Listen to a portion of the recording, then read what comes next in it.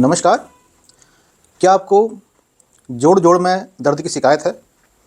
क्या आपके हाथों में जगह जगह गांठें बन गई हैं? पूरे इनमें दर्द आना शुरू हो गया है, यहाँ पे स्वेलिंग आनी शुरू हो गई है और साथ में क्या आपका पेट ठीक नहीं रहता है? जब भी आप कहीं जाते हैं, कोई आपको ज़रा सा भी टच कर दे तो आप दर्द से कराह उठते हैं। ये सारे जो लक्षण मैं आपको बता रहा हूँ, ये आपको रूमेटॉइड अर्थराइटिस की शिकायत की ओर ले जाते हैं और इसके पीछे जो कारण है वो कहीं ना कहीं आपका पेट का ठीक ना होना भी है। यानी कि जब आपका पेट ठीक नहीं है तो कहीं ना कहीं ये उससे लिंक करता है कि आपको रूमेटॉइड अर्थराइटिस एक टाइम पे हो जाएगा। कई केसों में थोड़ा सा ख़राब केस भी हो जाता है, जिसे हम एंटी न्यूक्लियर एंटीबॉडी का केस भी कहते हैं और जिसको लाइलाज भी बोला जाता है मेडिकल साइंस के हिसाब से।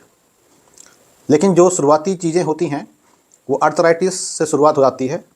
जोड़ जोड़ का टूटना, दर्द होना, उनमें घुटनों में स्वेलिंग होना, हाथों में स्वेलिंग होना, ये सारी चीज़ें रूमेटॉइड अर्थराइटिस की ओर शिकायत करती है कि आपको ये जो आपको सिम्टम दिख रहे हैं ये कहीं ना कहीं उस ओर को बताता है। लेकिन हम इसको कैसे ठीक कर सकते हैं और क्या न्यूरोथेरेपी में इसका इलाज सक्सेसफुल है? जी हाँ, बिल्कुल है। लेकिन अगर आप कुछ चीज़ें पहले से करके आएंगे तो वो ज़्यादा अच्छा रहेगा। जैसे कि आपको मैं एक ब्रीथिंग एक्सरसाइज बता रहा हूँ जिसको आप खुद भी करें तो अगर आपको हल्का फुल्का भी दर्द है तो वो शायद इसी से ठीक हो जाए। लेकिन अगर आपको कोई दर्द इस टाइप का है कि बहुत लंबे समय से है और आप दवाइयाँ खा रहे हैं और दवाई खा के आप उस दर्द को भुला रहे हैं और जब आप इसकी शिकायत लेकर के किसी डॉक्टर के पास जाते हैं और आपका RA फैक्टर पॉजिटिव आता है, यानी कि रूमेटॉइड अर्थराइटिस पॉजिटिव आता है, तो वो आपको एक स्टेरॉइड की गोलियाँ दे देते हैं और लंबे समय तक जब आप उसको लेते हैं तो आपकी हड्डियाँ खोखली हो जाती हैं। जब हड्डियाँ खोखली हो जाती हैं तो आपको तकलीफ बढ़नी शुरू हो जाती है। एक समय के बाद आपको ऑस्टियोपोरोसिस की भी शिकायत हो जाती है। जो चीज़ें थी वो तो थी ही, दर्द तो था ही, तकलीफ तो थी ही, साथ पे सोने पे सुहागा, अब गया, हड्डियाँ भी खोखली होनी शुरू हो गई है। क्योंकि दर्द को भुलाने के लिए एलोपैथ में स्टेरॉइड के सिवाय और कोई तरीका नहीं है, या पेन किलर या स्टेरॉइड। अब रूमेटॉइड अर्थराइटिस को न्यूरोथेरेपी कैसे ठीक कर सकती है? कुछ बेसिक चीज़ें मैं आपको यहाँ पे बताने जा रहा हूँ कि आपको कैसे करके बेसिक चीज़ों को ठीक करना है। तो बेसिक चीज़ों में जो मैं आपको ब्रीथिंग एक्सरसाइज बता रहा हूँ वो आप खुद भी करें और जिनको ऐसी शिकायत है उनको भी बताएं, ताकि वो भी इस वीडियो के माध्यम से जो मैं आपको बताने जा रहा हूँ उसका लाभ ले सकें।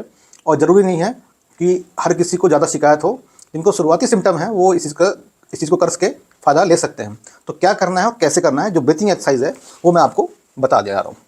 तो पहले हम नाक से सांस खींचेंगे अंदर की तरफ। इस तरीके से हमने सांस खींची है और मुंह खोल के छोड़ना है प्रेशर के साथ में, यानी कि जब हम कर रहे हैं तो ये प्रोसेस को हमने 10 बार करना है। मैं एक बार आपको करके दिखा रहा हूँ, आप खुद भी करें। कैसे करना है देखें।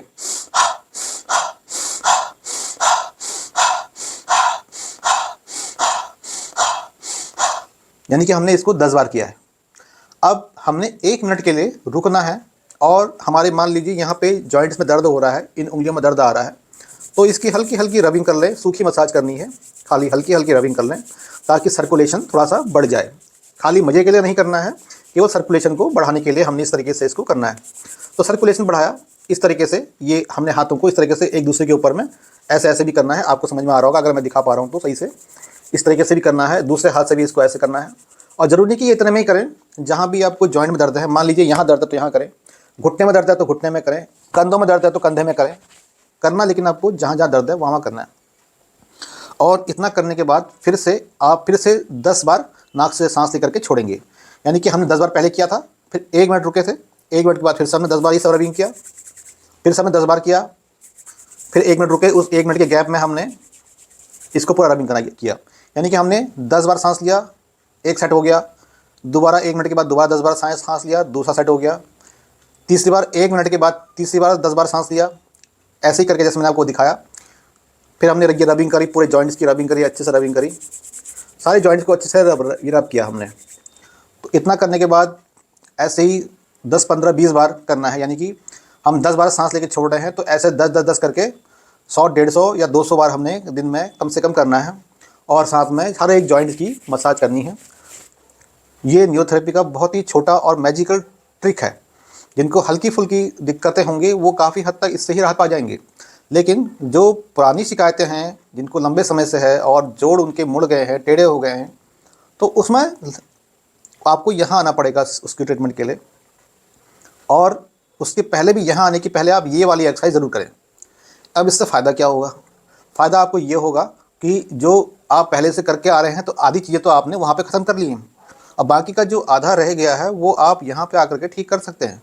तरीका सिंपल है, आप इसको कई बार भी कर सकते हैं, दिन में 2 से 3 बार भी कर सकते हैं, लंबे समय तक भी कर सकते हैं। अगर आप पहले से ग्रसित है तो 4-6 महीना आप इसी चीज़ को कीजिए, उसके बाद 1 डेढ़ 2 महीना हमारे पास ट्रीटमेंट लीजिए, आप बिल्कुल ठीक हो जाएंगे। लेकिन अगर आपको हल्का फुल्का है, यानी कि शुरुआत हो रही है, लक्षण दिख रहे हैं आपको, तो आप इन चीज़ों को कर सकते हैं।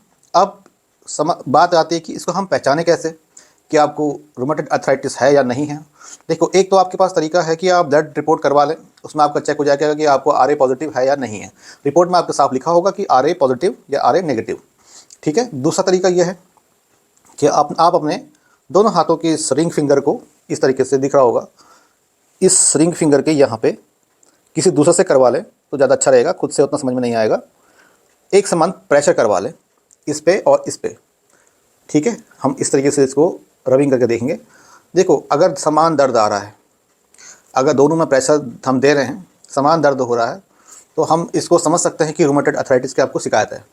और हालांकि हम कार्ड पे ऐसा लिखते नहीं है, हम उसमें केवल RA लिखते हैं, ना पॉजिटिव लिखते हैं ना नेगेटिव लिखते हैं। बस उसको हम एक सिम्टम के तौर पे ले लेते हैं कि शायद इनको ये है, और लगभग 99% लगभग बहुत चीज़ें रिपोर्ट में आ जाती हैं कि इनको यही है। लेकिन कभी कभार कुछ केसेस में थोड़ा सा दिक्कत भी रहती है, तो इसलिए हम बेस को मान करके पहले उनका एब्डोमेन ही सेट करते हैं, उसके बाद ही बाकी जो हमारा इसका ट्रीटमेंट है वो हम उनको देते हैं। और कुछ केसेस में थोड़ा सा जल्दी रिजल्ट आ जाता है, 1 डेढ़ 2 महीने में ही आ जाता है रिजल्ट। कुछ केसेस में थोड़ा सा लंबा भी खींच जाता है। अब वो कितना खींचेगा वो उस व्यक्ति की बॉडी कंडीशन पे डिपेंड करता है।